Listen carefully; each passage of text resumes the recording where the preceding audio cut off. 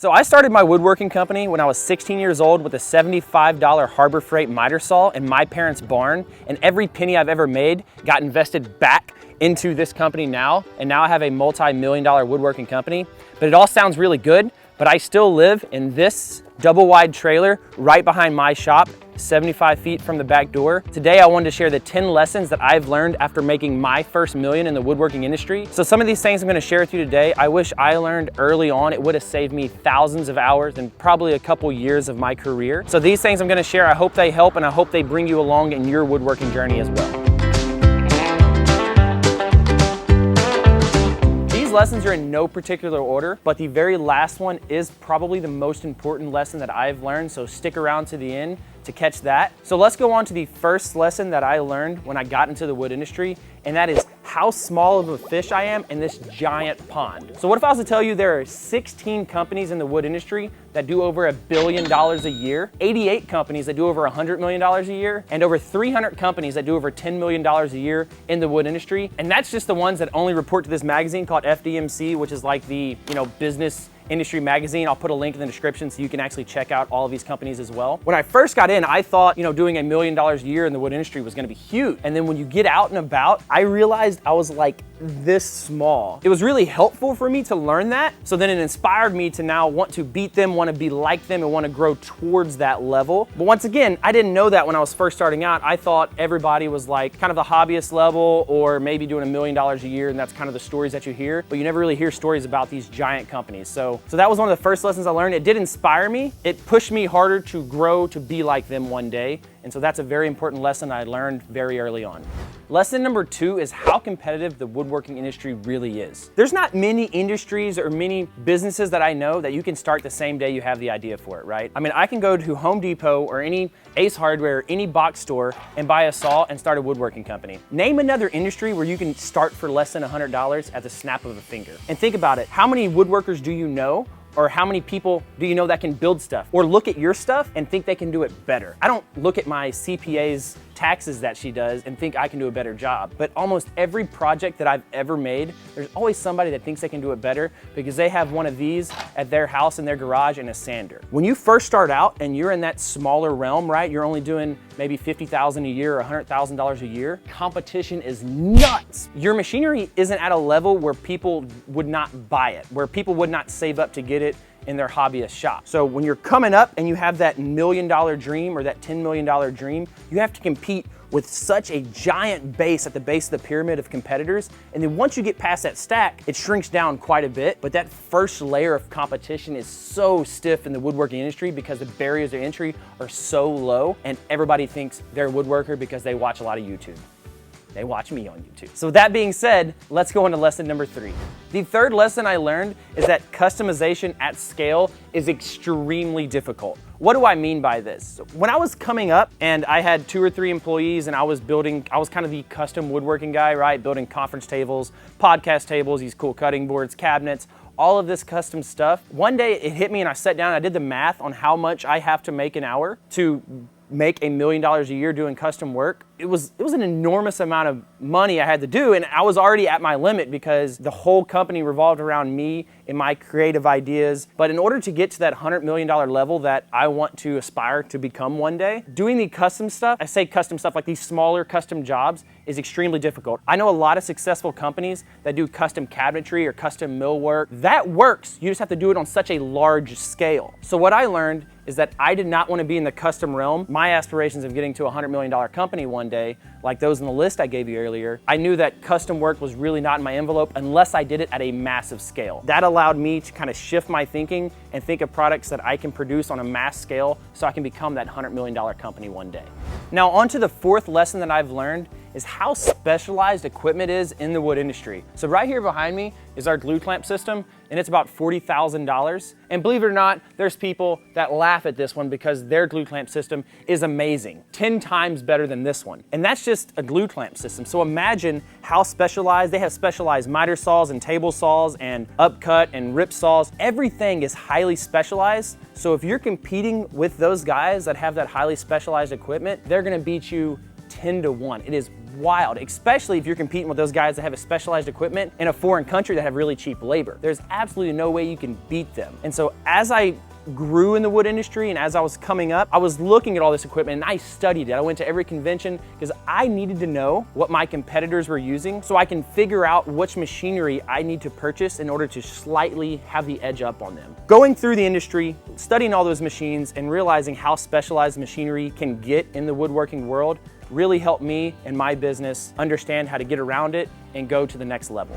So lesson number 5 is how important software is even in a woodworking company. So I didn't think software mattered. I actually fell in love with woodworking because I didn't think software or AI could actually change it that much, right? Like woodworking's been around for thousands of years, so there's no amount of software that's gonna really change it. But what I did learn is that like Excel sheets and Google Sheets and having a software to 1, help you analyze data, and 2, for me, is keep track of my shop, how efficient we are, our yields, how much product we're putting out, how much orders we have coming in. So software like this, which is called Schedule Key, highly recommend, is a custom built software that I had made for my shop when I was doing a little over $1 million a year, because I knew that I needed a software that was able to scale to that $10 million, $20 million mark that I wanted to get to in the future on my journey to that $100 million mark. And so this software allows us to see our production out in the shop, tell our lasers right here behind me what programs they need to run. Our art upstairs can send this stuff down to the laser. I can send files to the CNC. I can communicate with all of our customers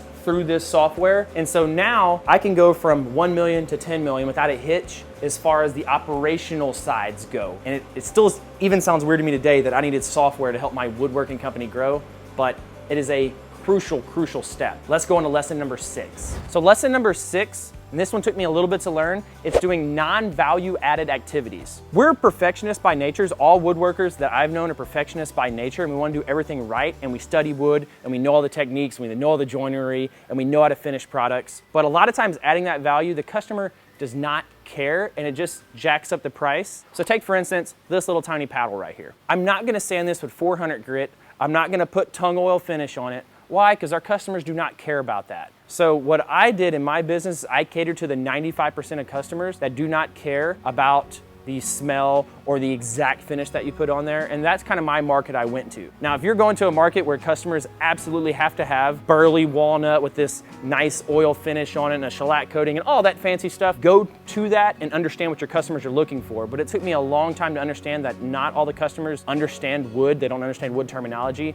And they just want something that's smooth and has a little bit of weight to it and looks pretty. So now when I mixed it for myself, I do all those things I care about because I'm the customer. But all my other customers, they just want it fast, they want a nice product, they want it smooth, and they want a little bit of weight to it. And that's what I've learned. So let's go on to lesson number 7. Lesson number 7 is that woodworking skill does not matter as much as I thought it did. I thought the best woodworker would have the best woodworking company. It makes sense, right? That is so far from the truth. I know this one company that did $100 million in sales, and the guys that did all those sales absolutely knew nothing about woodworking. What it takes to be good from my perspective, from my business that I am running right now, is understanding systems, how to do the non-value added, where to add value to the product, how to use your machinery, industry knowledge and standards and stuff like that, and really how to build a culture and a team.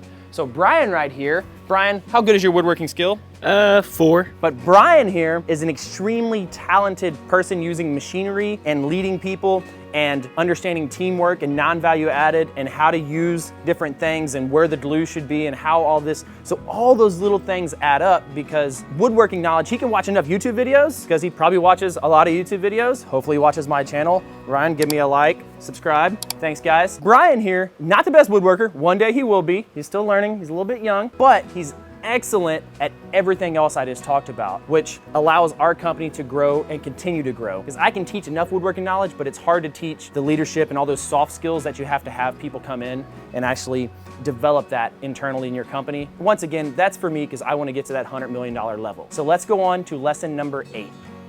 So lesson number 8 in my journey is how long a product life cycle lasts. I don't sell commodity-based woodworking is what I call it, right? So I'm not planing down boards or selling flooring or cabinets or anything like that. I'm building an innovative product and selling it to a mass market. And so that is the industry that I am in. So if you ever seen the technology adoption curve right here, where you have the innovators the early adopters, early majority, late majority, and the laggards. The same kind of goes for when you're developing a product, right? So if you're the innovator and you come out with that product, you'll get the early adopter customers and you'll start to get that early majority. Whenever that happens, you have all these massive woodworking companies that are gonna come in and they're gonna start stealing your product ideas. Even if you have a patent on it, wood is really easy to get around patents on. Especially if they're foreign, patents really don't matter if they make it overseas and then ship it to wherever you're located, right? They come in, they start promoting it, and within 3 years, your product goes from starting off, getting the majority of people to buy, and then all the other competition comes in,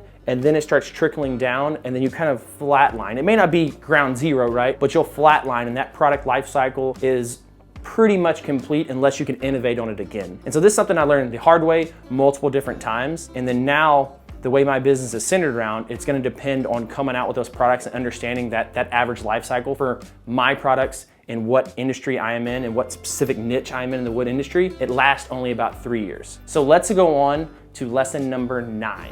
Lesson number 9 is sales versus efficiency. So when I was in my parents' horse barn, you ever watch the show Sanford and Son? There's like stuff everywhere and you have a little trail you walk through there. That's how that shop was. But that shop did over $1 million a year in sales. Now, I thought I needed to be and have the most efficient process as possible, but once I got to this shop, I learned that efficiency does not matter if the machine does not run and if people are not employed. Which one would you rather have? 100% sales and really bad efficiency? Or would you rather have amazing efficiency and no sales? You would probably rather have the money coming in and you can figure out the efficiency. This is something I learned very recently, that sales is probably the #1 most important thing to grow your business. It's not how efficient your business runs, though that is very closely in number 2. The sales side is very hard to fix, but efficiency can be fixed because you get somebody in here that knows the lean methodology, that knows the Toyota way, that knows all of that stuff, and he can make your shop extremely efficient, no problem. Very hard to find people that can come in here and just rank up your sales when you have an efficient shop,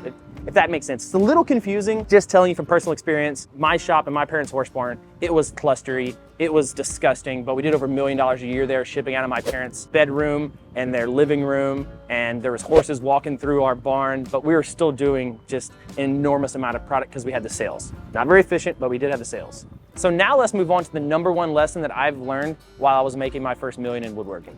So this last lesson is the most important for me in my journey right now. It's something that I'm continually working on, but it's something that I really had to change to get to that first $1 million in the woodworking industry and really in business and in general, and that is shifting my mindset. $10,000 thinking does not yield $100,000 results. So when I was first starting out, I only thought of $10,000 thinking, right? Like, oh my gosh, if I made this, I can do $10,000 in sales, or let me go to this market days and I can do $3,000. And if I go to enough market days, I'll have $30,000 in sales. Well, that was $30,000 level of thinking. And then when I put a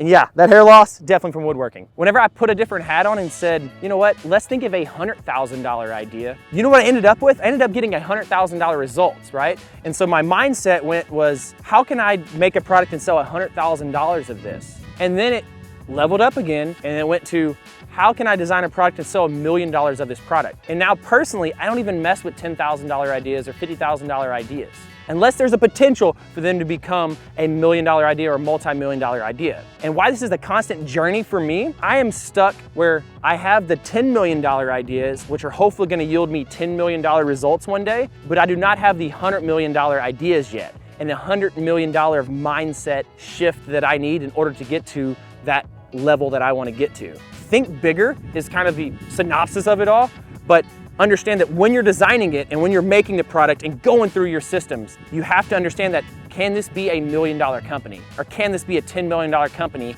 if I do this product, this system, in this way? And a lot of times the answer is no, and you have to shift and tweak your systems in order to get to that mark. Guys, I really hope this helps. I hope this provides you value. I appreciate you watching so much. It really means a lot to me, and it means a lot to me that you're following me in this journey and I can help you out in your own personal journey. Do not forget to give us a like. If you want to see any other videos, please leave that in the comments sections below. Thanks, and remember, if you ain't cutting it close, you ain't cutting it right. So Brian, what's your favorite flavor of cheesecake? Red oak. What's your favorite grit of sandpaper? 80. What is your favorite tool in the shop and why?